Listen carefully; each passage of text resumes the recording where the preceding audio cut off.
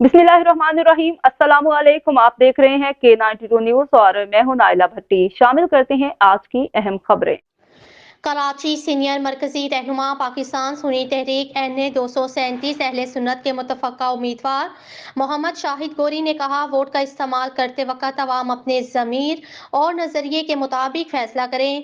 पाकिस्तान की आज की अबतर सूरत हाल की जिम्मेदार अहले सुन्नत नहीं, बारियां लेने वाले हुक्मरान हैं। यहूद और नसारा के एजेंट दीन इस्लाम की तरक्की में रुकावट बने हुए हैं।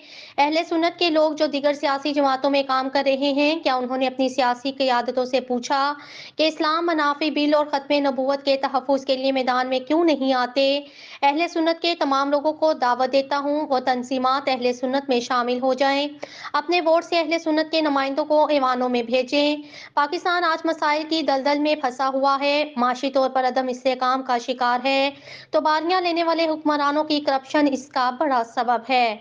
आवाम करेन को वोट देकर अहले सुन्नत के नुमाइंदों को कामयाब करें ताकि मुल्क से जुल्म और नाइंसाफी का खात्मा हो और गरीबों को बुनियादी हकूक मिल सकें।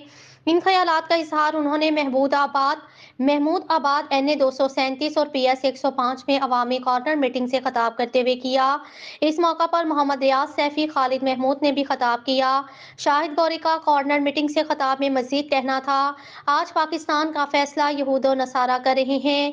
$1 अरब का कर्जा लिया जाता है, आवाम पर 50 करोड़ खर्च किए जाते हैं, बाकी के रुपए हुक्मरानों की जेबों में जाते हैं। कौम कर्जों के बोझ तले दबती जा रही है, इसकी वजह करप्शन है। दीन तख्त पर आएगा और जब या रसूलल्लाह कहने वाले ये समझ आएंगे कि मेरे वोट की ताकत क्या है। पाकिस्तान में मौजूद हुक्मरान चाहते हैं हम इसराइल को तस्लीम करें, हम इसराइल को किसी सूरत भी तस्लीम नहीं करेंगे।